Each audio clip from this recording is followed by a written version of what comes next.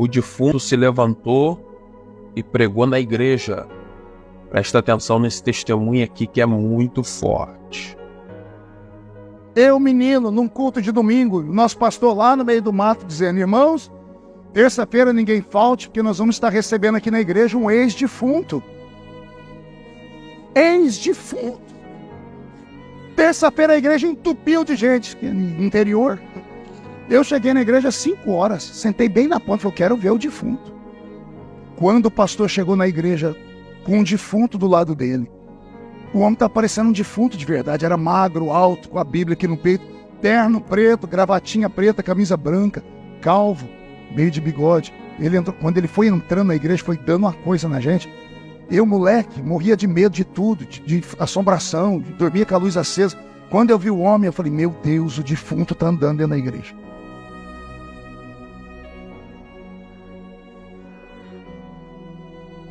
Jesus usa, mas quando o outro pega, dá isso. O pastor não conseguiu saudar a igreja direito. Nosso pastor ficou tão ansioso que não leu o texto direito, não pediu para ninguém cantar. Irmãos, vamos ouvir logo o nosso convidado. Aí o convidado pegou o microfone. Ele ajeitou, né, o microfone, tinha aqueles negocinhos aqui, a gente não podia tirar o microfone do púlpito ainda naquela época. Ele deu uma olhada para a igreja, mas sabe aquele olhar assim que dava arrepio na alma da gente? E eu embaixo falando: meu Deus, o defunto está me olhando. E moleque, 13 anos de idade, no meio do mato, puro.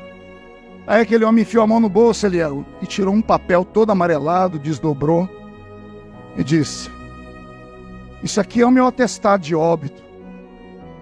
E está aqui assinado pelo doutor tal, tal e tal. E ele passou para o presbitério aqui olhar. Depois que foi até lá e voltou, ele perguntou: é verdade, senhor? Está aí a data? O pastor disse: tá.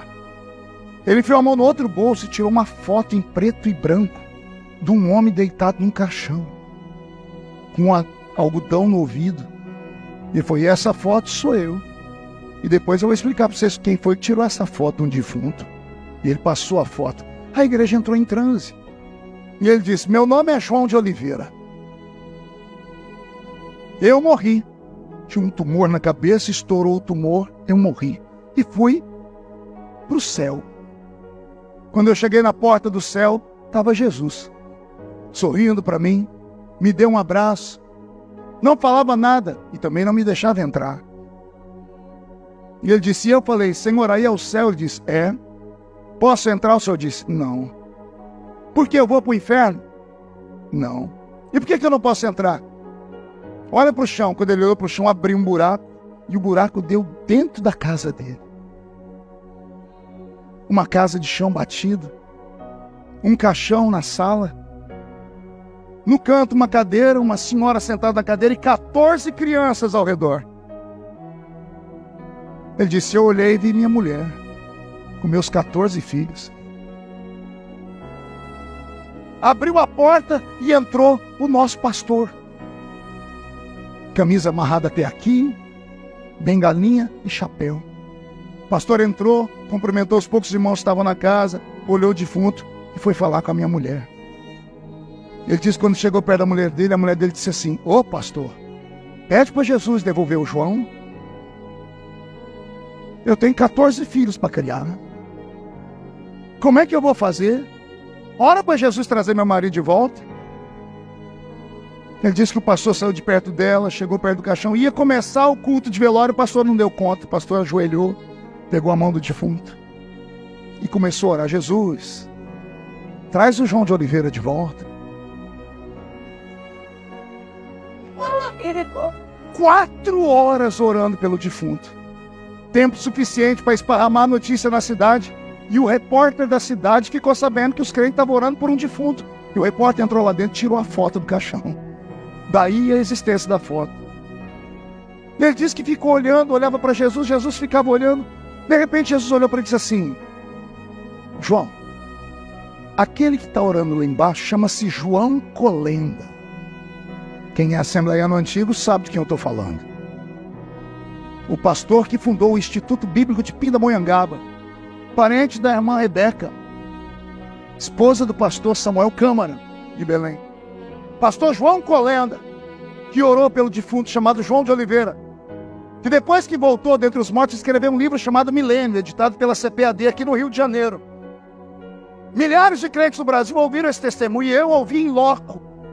João de Oliveira disse que olhou para Jesus, Jesus falou: João, vamos fazer o seguinte, outro dia você volta.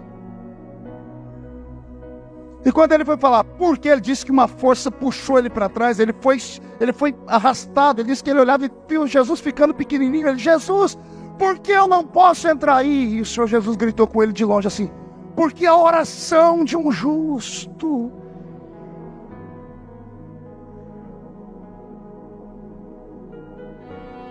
A oração de um justo pode muito em seus efeitos.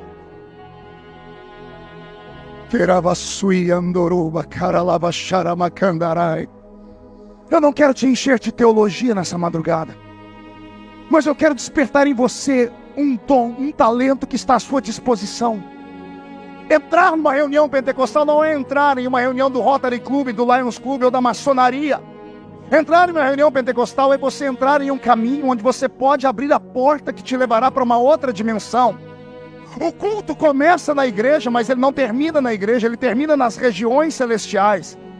Paulo ensinou em uma de suas cartas dizendo: quando vocês se ajuntam, nada acontece. Mas quando vocês se ajuntam, e uns têm salmos, louvores, e outros têm testemunho, palavra, vocês saem da terra e entram nas regiões celestiais. O que são as regiões celestiais? O ponto de encontro entre o espírito do homem e o espírito de Deus. Nossos pais não sabiam nem da existência desse lugar, mas iam para lá todo culto.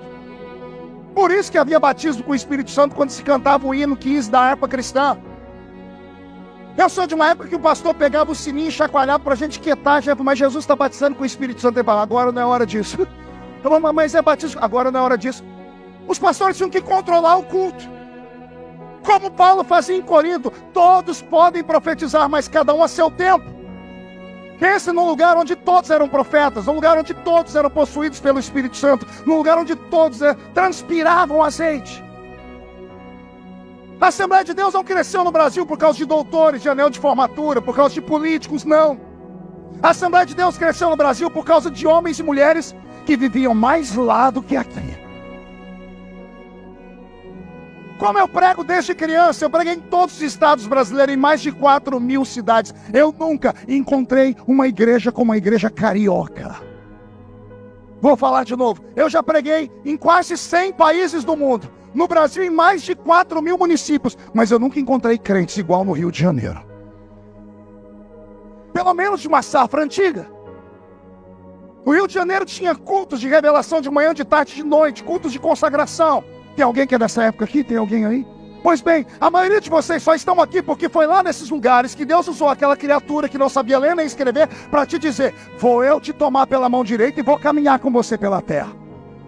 A maioria dos pastores que estão aqui, que hoje pregam, que hoje tem nome, que tem fama, sabem do que estou falando. Só estamos aqui porque aquelas pessoas que não tinham cultura, que não tinham roupa bonita, que não tinham carro para andar, mas que quando dobravam o joelho no chão, subiam nas asas de um querubim e iam ver a face adorada do Mestre e traziam para nós revelações profundas.